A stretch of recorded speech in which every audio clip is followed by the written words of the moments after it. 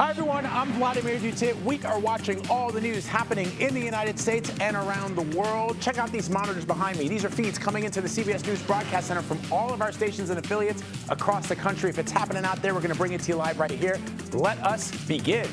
A major reversal of U.S. policy, why President Biden is allowing Ukraine to use American long-range missiles inside Russia, and how the Kremlin is responding. Plus, new allegations against one of President-elect Donald Trump's cabinet picks and the mounting controversy as the Trump roster expands.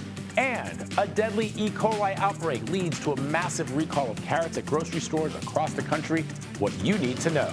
This is CBS News 24/7.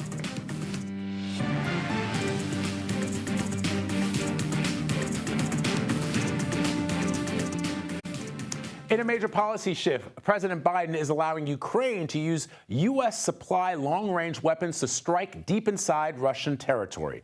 Ukraine is reeling from a string of deadly Russian attacks this morning. At least 8 people were killed in a strike on a residential neighborhood in Ukraine's southern port city of Odessa. And in northeastern Ukraine, at least 11 people were killed, including 2 children, when a Russian missile hit an apartment building. This comes after Kyiv says Russia launched 120 missiles and 90 drones across Ukraine yesterday, targeting the country's energy grid. CBS News contributor and former U.S. ambassador to Russia, John Sullivan, spoke to CBS News earlier today about the potential impacts of the policy change. They've been murdering opponents in Western cities, cyber attacks, potentially blowing up Western commercial aircraft. It's been one escalation after another by Putin. And in my opinion, it was about time that the United States gave the Ukrainians the ability to defend themselves more completely. CBS News senior national security correspondent Charlie Daga is joining me now from the Pentagon to talk more about this. Charlie, so I want to hone in on what Ambassador Sullivan said there earlier to CBS Mornings, which is this is not Ukraine in an offensive posture, but essentially defending itself with these long-range missiles, something that they haven't been able to do up until now. They asked for this approval months ago. Why did the president approve it at this point? You know, Vlad, we have been discussing it for months, right? Months and months they've been asking for it. The White House has been reluctant because it can be seen as an escalation. But we're told that this is really in response to North Korea entering the fight in that Kursk region. And we expect those weapons to be used in defense of Ukrainian forces in that region. This is Russian territory. You remember, the Ukrainian forces took a number of months ago.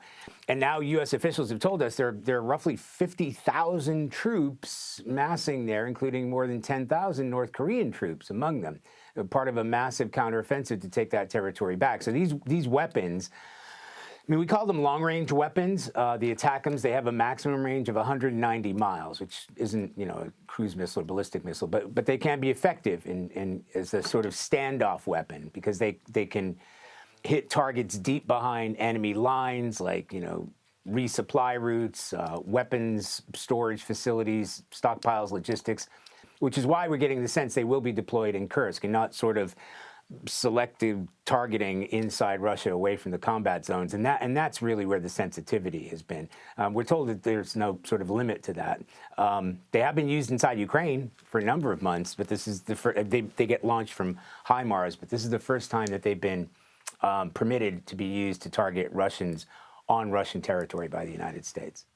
So, Charlie, the other thing that Ambassador Sullivan said on CBS Mornings is that he does expect, because Vladimir Putin has threatened calling it a red line if the United States supplied these types of weapons to the Ukrainians, that he would retaliate in some way.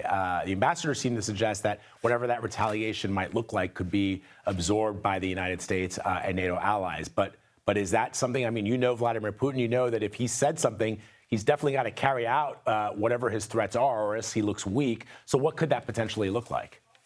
Yeah, well, Vlad, whenever I started a sentence with Vladimir Putin would never, I've come to regret it. So it's hard to tell exactly what Putin will do.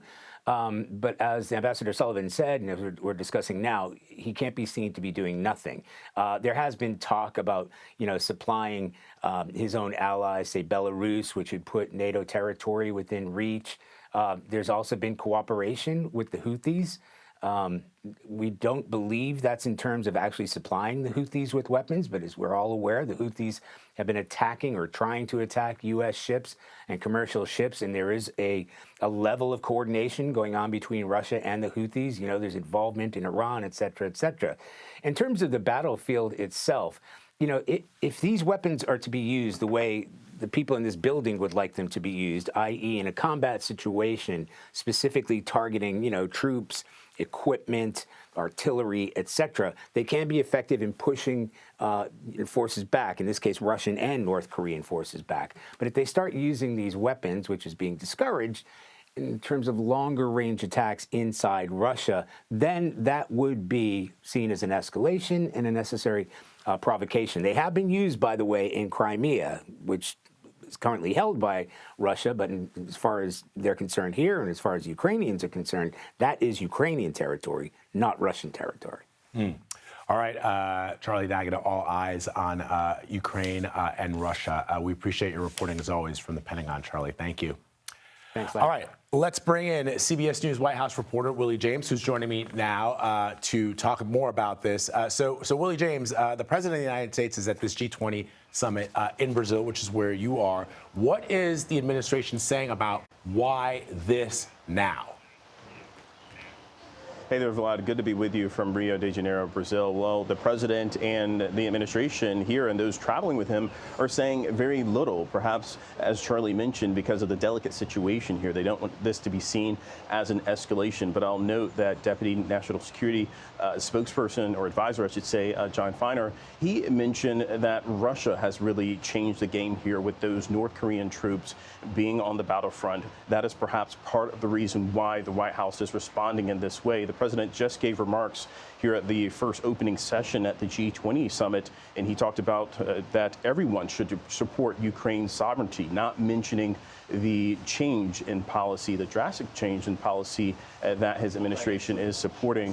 We'll also note that the president called for a ceasefire in the situation in Israel between Israel and Hamas. But it's a delicate situation because President Biden is on the world stage. The White House is perhaps thinking about how other world leaders could respond to this situation. Remember, the G20 is an economic summit. It's mostly focused on the great 20 economies, other countries being part of these conversations as well.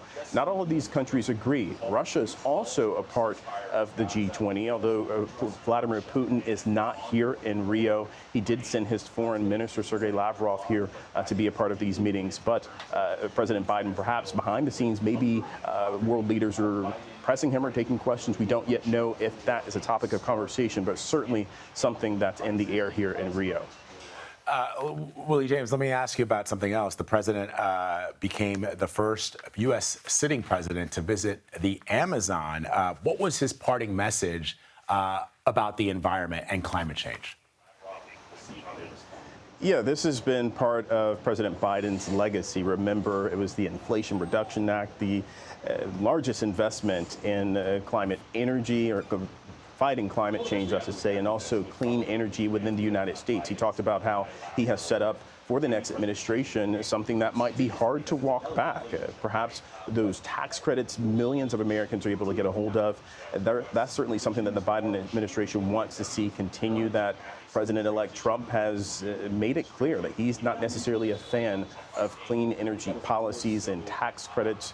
But President Biden saying that he is handing off a strong clean energy industry for the United States and for his successor, perhaps noting without mentioning President-elect Trump that it is certainly something that could potentially be on the chopping block. And I'll also note the investments, some of the investments that the United States is pledging, some $50 million for the Amazon Fund to help fight deforestation here in Brazil and other nations as well. The Amazon, a very, very vast rainforest landscape that the president got to see for himself via the air. He was also on the ground here as well. And as you mentioned, the first sitting U.S. president to visit the Amazon rainforest, Vlad. All right, Willie James Inman reporting from Rio de Janeiro, Brazil, with the President of the United States. Thank you, Willie James. Appreciate it. Okay, more controversies swirling around some of President-elect Trump's picks for his incoming administration. The latest addition to his roster of nominees is Chris Wright for Energy Secretary and Brendan Carr for FCC Commissioner. I want to bring in CBS News political correspondent Caitlin Huey-Burns for more. Joining us now from West Palm Beach. So let's talk about these newest picks, Caitlin. Chris Wright, who is he and what's the likelihood that he's actually confirmed? Hey, Vlad, great to see you. Well, President-elect Trump is doling out these picks at a really rapid pace. I'm checking my email every second here to see if there's been a new one. Let's talk about the Energy Secretary pick. Wright, as you mentioned. He is a CEO of an oil company, a fracking company. He has also voiced skepticism over proposals to combat climate change. So this is going to be the person that Trump wants to oversee the Department of Energy. Now, this is in line with how Trump has been talking on the campaign trail. He's been obviously very pro-fracking, especially as he campaigned across Pennsylvania. And he has also talked about, this idea of drill, baby, drill was a big part of his campaign as well. So no surprise that this is the kind of pick that he would choose to lead the Department of Energy. As it comes to Capitol Hill and how they're receiving this pick, we're waiting for lawmakers to return to Washington today to assess or to get their assessments of this particular pick. But he is not the most controversial, I should say, compared to some of the others. This is a Republican Senate majority that is, wanting to get to yes, essentially, on the president-elect's nominations, or will be nominations once he is inaugurated. And so there is a willingness to welcome some of his choices. And again, this is in line with how Republicans have been talking on the campaign trail. And Caitlin, let's talk about Brendan Carr. Same question. Who is he? Walk us through what he will be tasked with addressing. He's been fairly vocal on social media about the media of late. So this is for the position of chairing the FCC. And Vlad, like everything else in kind of the era of Trump, these are some agencies that people really wouldn't think about in their daily lives, but of course become more prominent in this era. This is the agency that regulates broadcast networks and social media and broadband and the like. And so this is a really important position because, as you know, on the campaign trail, Trump has called for revoking the licenses for several broadcast outlets, including and especially CBS News. And so this person has been on the FCC. He's been the top Republican on the FCC, and he is highly respected. This position would be to lead the FCC, and Trump has called him a free speech warrior. And he has also been very critical of social media companies, wanting to rein them in. But he has also been kind of suggesting the idea of possibly looking into punishing or revoking the licenses of broadcast networks. Now, I should be clear that the FCC can't just revoke a broadcast license or punish a broadcast network just for the content, but they can for obscenities. And so this is just something to watch as we move forward. If he's confirmed, which is also likely, the idea that he could potentially push the legal limits when it comes to the FCC. But again, this is a pick that has been really praised by most Republicans. So, Caitlin, I was going to ask you a question about the sexual assault allegations surrounding Trump's pick for Defense Secretary Pete Hegseth, what impact that would have on his nominating process. But given that Republicans are comfortable with the President of the United States and the sexual assault allegations made by E. Jean Carroll against him, him bragging on tape about grabbing a woman's genitals. And I know that Trump, as you know better than I, having covered him, is somebody who doesn't actually ever apologize or step back from decisions that he makes. What are the chances of Hegseth getting through? Yeah, so there are a couple things here. There's new reporting about Hegseth. This was first reported by the Washington Post, but CBS News has also learned from talking to Hegseth's lawyers that he did pay a settlement to a woman. He essentially paid her off to, in their words, ward off any baseless lawsuits that would that would jeopardize him being hired at Fox, or jeopardize his position at Fox News. The legal team also argues that this woman initiated this, what they call a consensual encounter, while Hegseth was intoxicated. We're also hearing from the Trump team saying that Hegseth has vigorously denied all of these accusations and no charges were filed here. This does, of course, place the spotlight on Senate Republicans, who actually have a lot to deal with already in terms of the president-elect's controversial picks. They're not only dealing with Hegseth, who we've seen several Republicans come to his defense, but they also have to deal with Matt Gaetz, the pick for Attorney General. And of course, we know that he abruptly resigned his position from Congress last week, facing what was about to come out from the Ethics Committee over his behaviors there. So they have a lot on their plate, and Trump himself is really pushing the limits of the Republicans in the Senate, too. A big loyalty test there. Yeah, it's so interesting, Caitlin. You know this as well. Back in 2016, the president, then President-elect Donald Trump, seemed to be looking for people who had a little bit of experience in Washington, people that the Senate, other members of Congress sort of trusted, your John Kellys, your Rex Tillersons, your Elaine Chao's. This time, I think he knows exactly what he wants, what he's looking for.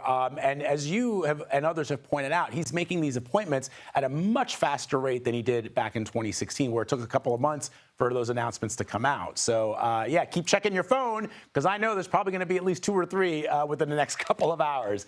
Caitlin Huey-Burns reporting from West Palm Beach for us as always. Always standing by. I know you are. CHP, thank you very much. Appreciate it. All right, former Trump White House chief strategist Steve Bannon, he's due back in court this morning after his hearing in this conspiracy and fraud case. Prosecutors say he deceived Trump supporters who donated millions to an online campaign to fund a wall on the U.S.-Mexico border. Bannon has pleaded not guilty. He was released from federal prison in October after serving for months after being convicted of 2 counts of contempt of Congress. All right, weather now. There's an elevated risk of the spread of wildfire today in the area where crews are still fighting flames along the New York-New Jersey border. The Jennings Creek wildfire has been burning for 10 days. While crews have made major progress, officials say the threat is still very real. CBS News New York reporter Christina Fan has more.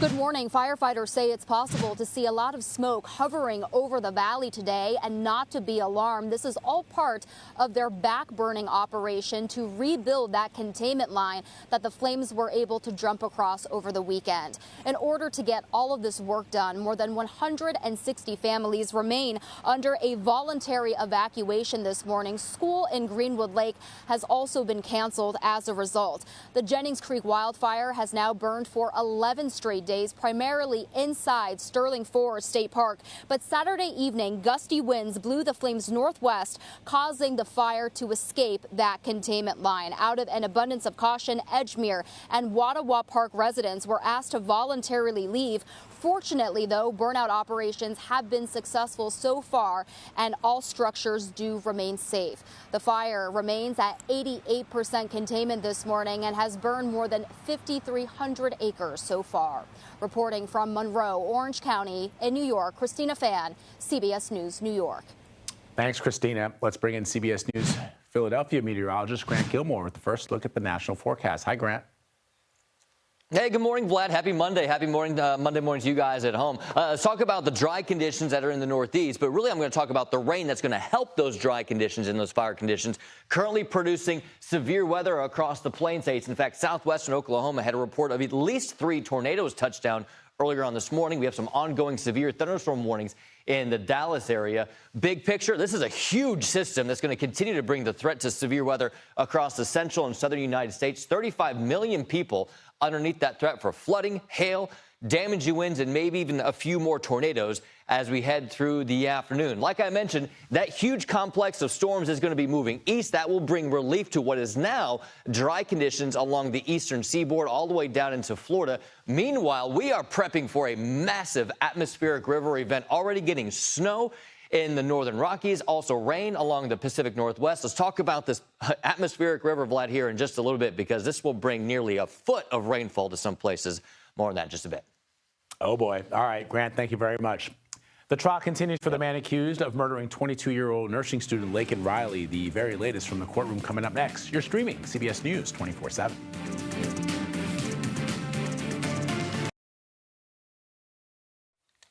The CDC is investigating another deadly E. coli outbreak, this time linked to organic carrots. One person has died and at least 39 others were sickened in 18 states after eating carrots produced by Grimway Farms in California. The carrots are sold under multiple brand names in several large grocery stores, including Target, Whole Foods, Trader Joe's, and Walmart. The carrots have been pulled from the shelves, but the CDC is warning consumers to throw away any that they may have in their fridge, and also really important to clean the area around the fridge where the carrots were laying. Okay, over in Georgia now, the man accused in the brutal murder of 22-year-old nursing student Laken Riley is back in court. Compelling new evidence is presented on Thursday that prosecutors say proves Ibarra is guilty, but the defense argued none of the evidence so far actually implicates their client. Let's bring in CBS News producer, Jared Eggleston, who's been following the case for us. All right, Jared, court took a break just now. I guess prosecutors went through a lot of new evidence in the last week. So what's happened so far this morning?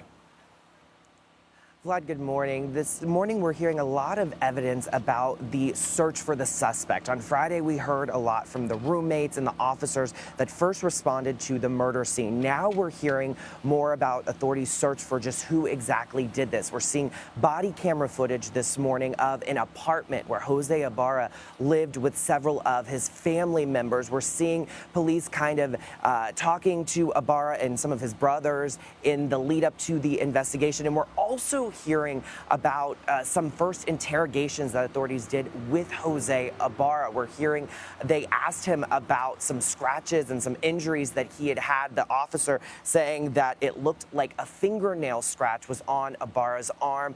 That is key because on Friday we heard about DNA that was under Laken Riley's right hand. So officers really walking through their steps of investigation right now. We're in our mid-morning break, Vlad, and we're expecting to hear more testimony in just a little bit.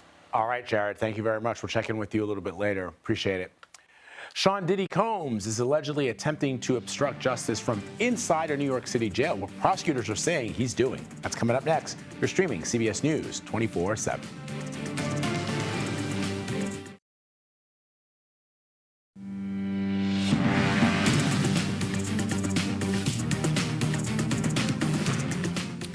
Here's a look at some of the top stories we're following for you this morning. 2 separate shootings along a parade route in New Orleans have killed 2 people and wounded 10 others.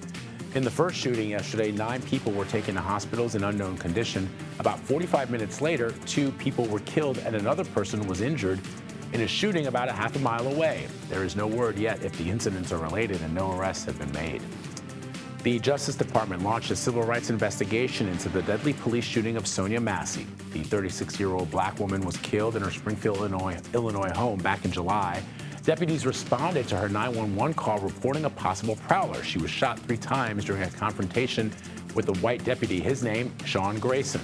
Body camera footage shows Massey refusing to put down a pot of boiling water before Grayson fired. Grayson was later terminated from the precinct and charged with what the DOJ is now investigating, how authorities in the county treat black people and people with behavioral disabilities. Prosecutors say Sean Diddy Combs is attempting to obstruct justice from inside the New York City jail where he's currently being held. A new court filing says the rapper asked his family to get in touch with potential victims and witnesses and urged them to create, quote, narratives to sway the jury. The prosecution wants the judge overseeing the case to deny the rapper's latest $50 billion bail proposal.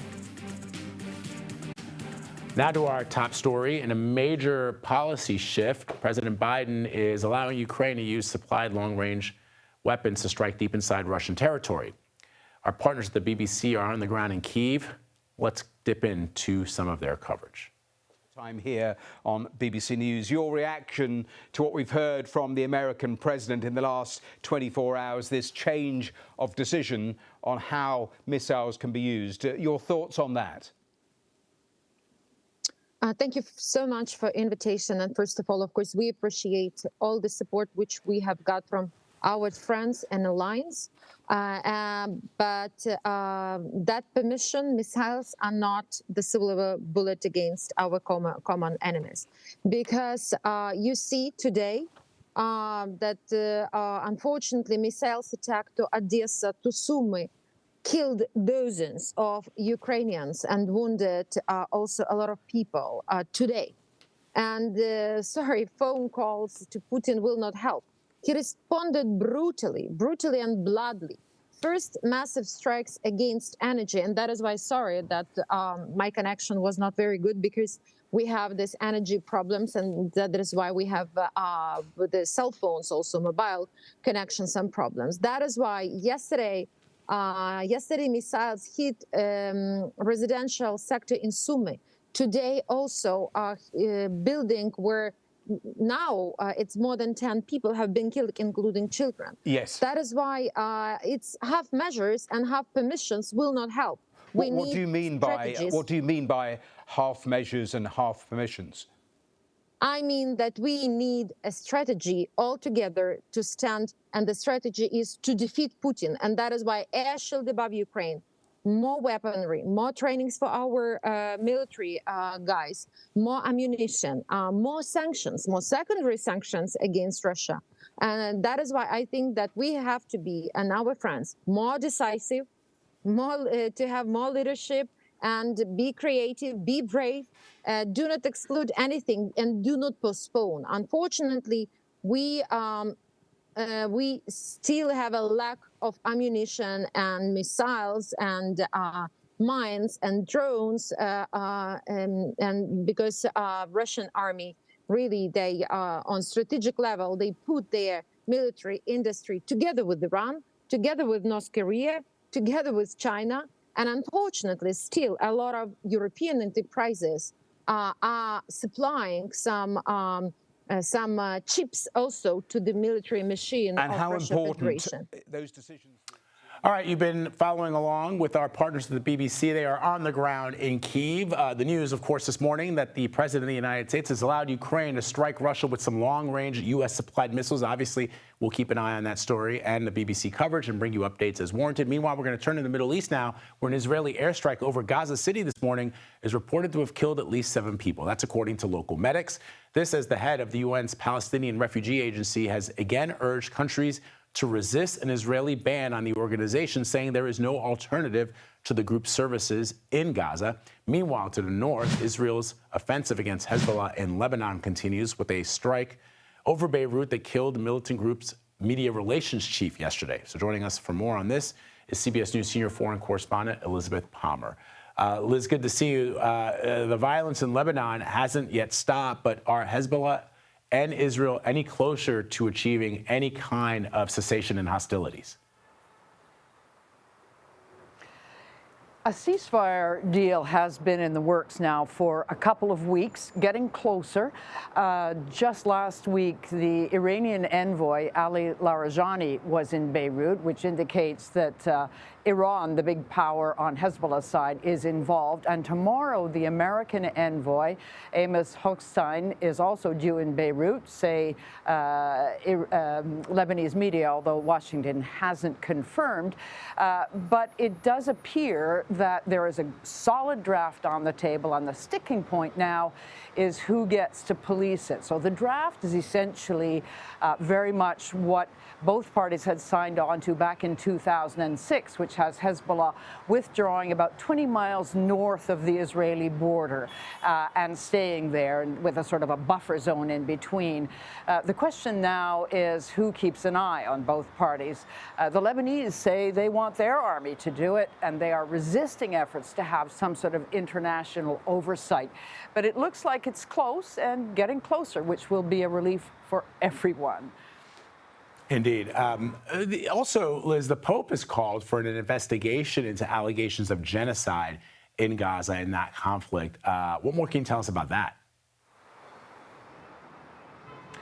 Well, this comes in a book that's to be published tomorrow, but excerpts have come out in the Italian media over the weekend. It's by a Jesuit writer, Hernan Al-Qaidi. He's written about the Pope before. This new book is based on interviews with the Pope. Apparently, the Pope had oversight over what goes in the book, so it's his implicit approval. And in it, he says that certain experts think that what's been going on in Gaza has the characteristics of a genocide. very inflammatory language for the pontiff. He then goes on to call for an investigation. It's going to be highly contagious. And it's unusual because he has really tried to be very even-handed. He has talked about the suffering on both sides of this war and has made a point of meeting with Israeli families who have hostages still inside Gaza held by Hamas. So this is a very pointed comment, and obviously it's going to cause a lot of heated debate. All right, Liz Palmer reporting from Tel Aviv for us this evening. Thank you, Liz. Appreciate it. Let's talk about Spirit Airlines. They filed for bankruptcy today. This was not a surprise move, but it does come after a failed attempt to sell the company and an engine recall that forced dozens of jets to be grounded. But as senior transportation correspondent Chris Van Cleve explains, the Chapter 11 filing is unlikely to affect flights in the immediate future.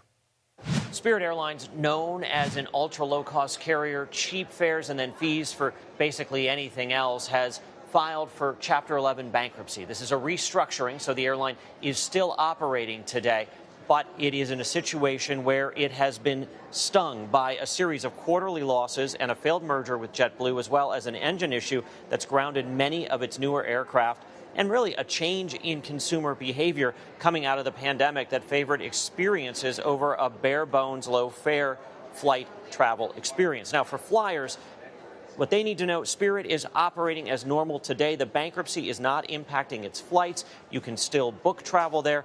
They expect to continue operating normally through bankruptcy, which means the Thanksgiving travel season should proceed as planned. If Spirit files bankruptcy, from a flyer standpoint, unless your flight is canceled, it is business as usual. One thing you should be confident about, the FAA actually steps up its oversight of airlines when they go into Chapter 11 bankruptcy. If Spirit cancels your flight and they can't rebook you, they owe you a refund. But if you are booked on a Spirit flight and they filed bankruptcy and your flight is scheduled to operate, show up at the airport and enjoy your flight. The FAA says it has been continuously evaluating Spirit Airlines through its regular oversight process to ensure its resources, size, and organizational structure enable it to meet all operational requirements. Now, Spirit says it expects this Chapter 11 bankruptcy period to be expedited because it entered bankruptcy with an agreement from, quote, a supermajority of its debt holders on a restructuring plan that should allow it to shed debt and emerge as a standalone airline again sometime in the early half of 2025. But bottom line for flyers, they shouldn't notice a significant difference in their Spirit experience as the company goes through this bankruptcy process. Back to you. All right, Chris, thank you very much. And if you're traveling this Thanksgiving, you can expect some record-setting crowds. U.S. carriers alone are expecting to transport more than 31 million passengers. That's an all-time high. AAA says a total of nearly 80 million Americans will travel 50 miles or more over the holiday. That's up 1.7 million from 2023. Most will travel by car, but gas prices are more than 25 cents a gallon cheaper than this time last year. Let's bring in CBS News Philadelphia meteorologist Grant Gilmore with another look at the national forecast. Hey, Grant. Hey, good morning, Vlad. We're tracking severe weather that really was starting to wind down earlier on this morning, and then will begin to ramp up as we go throughout the rest of the morning into the afternoon. You see this huge swath. I mean, the comma shape is very evident with this low pressure system that's pulling out of the southwest, and then we'll continue to track to these. Actually, it'll bring really nice weather, and by nice, I mean rain to the East Coast, something that they desperately need because of the ongoing drought and fire conditions, especially up towards New York and parts of New Jersey. But this severe weather is a concern as we go throughout the day today. Head over here. Let me show you this. Over 35 million people underneath the risk for severe weather as we go throughout the day today. We're talking flooding rains, damaging winds, maybe even some hail, and the possibility of some tornadoes. We've already had a few reports of some tornadoes in southwestern Oklahoma today, and we may see more of that in addition to flooding rains with all of that tropical moisture moving in from the south. Meanwhile, we've got winter weather ongoing across the northern Rockies that will continue over the next 36 hours or so before a huge swath of Pacific moisture in the form of an atmospheric river brings a lot of rain to the west coast. So we do have some winter storm warnings in effect for the Cascades, some winter weather advisories in effect for the Sierra Nevada today. Over the next couple of days, some places could pick up 6 to close to 10 inches of snowfall, maybe even a little more than that in some of the higher elevations. But this is the big story as we head through the middle of the week. A couple of rounds of very heavy rainfall, just a powerful storm system bringing in heavy rainfall to the coastal regions. Gusty conditions, too. That'll be something to watch. The threat for landslides will certainly be a concern. But then that low pressure system sort of regenerates, and we see another wave of energy bring very heavy rainfall all the way from San Francisco and points north all the way up along the West Coast. This could be a situation where some places could see nearly a foot of rainfall. We're not talking snow, though there will be snow in the higher elevations, but right along the coast, 8 to 10, maybe even closer to 12 inches of rainfall in parts of Northern California, up into Oregon, 5 to 7 inches of rainfall. So that will continue as we head through the majority of the week ahead. Meanwhile, that storm system, like I mentioned, that will advance east over what is currently dry conditions for most of the eastern seaboard. Vlad, back to you. All right, Grant, thank you so much. Have you heard about the newest social media platform, Blue Sky? Its users are growing by the minute, and it's gaining a lot of traction as an alternative to X. We'll dive into why. Next, you're streaming CBS News 24/7.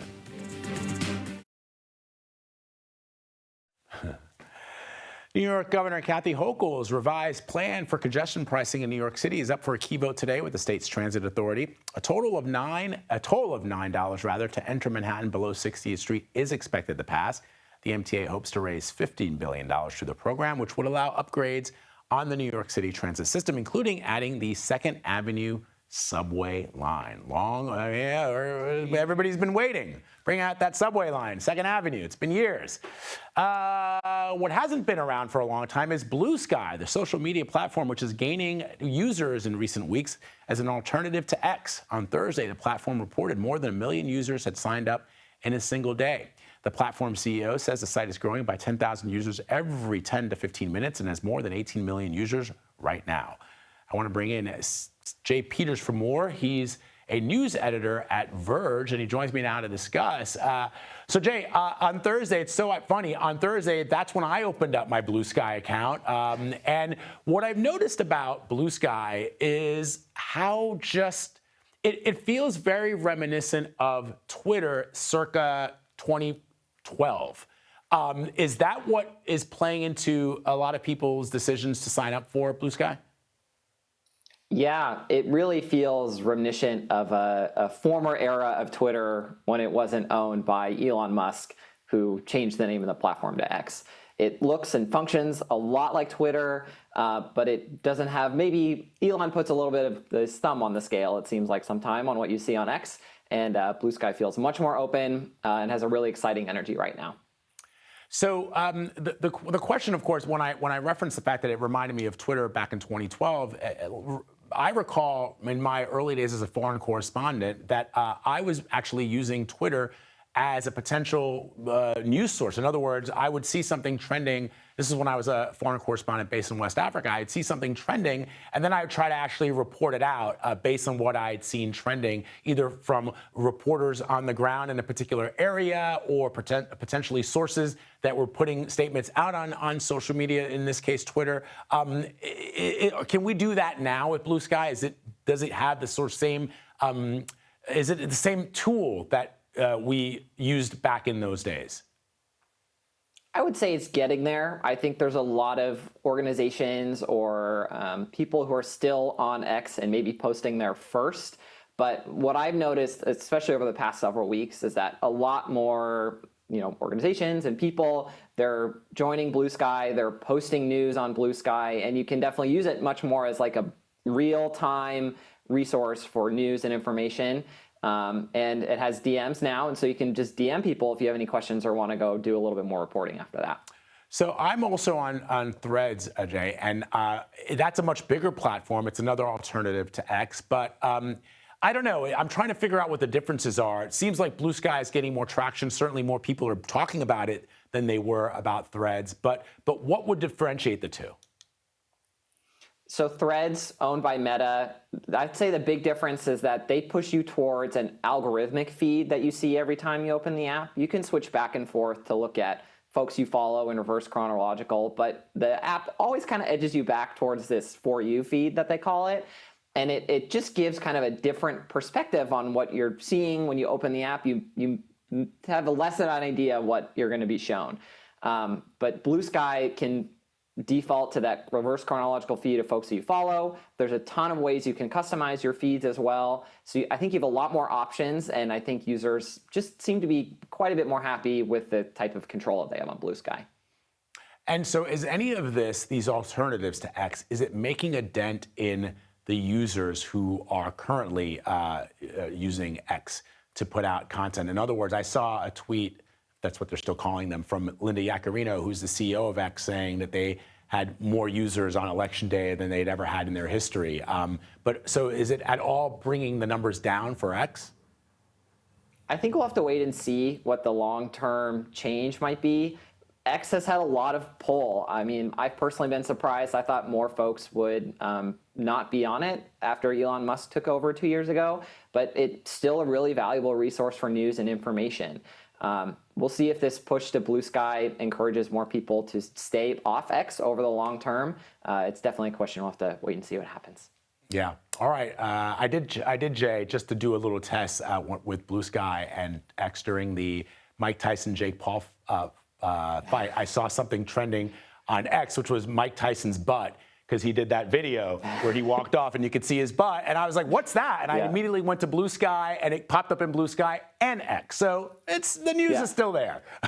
It's getting there. Yeah. It's getting there. Mike Tyson's butt all over the place. Jay Peters, thank you very much. Thank you for having me. Yeah. All right. B fans, giddy up. We've got some details about Beyonce's Christmas Day halftime show next. You're streaming CBS News 24/7.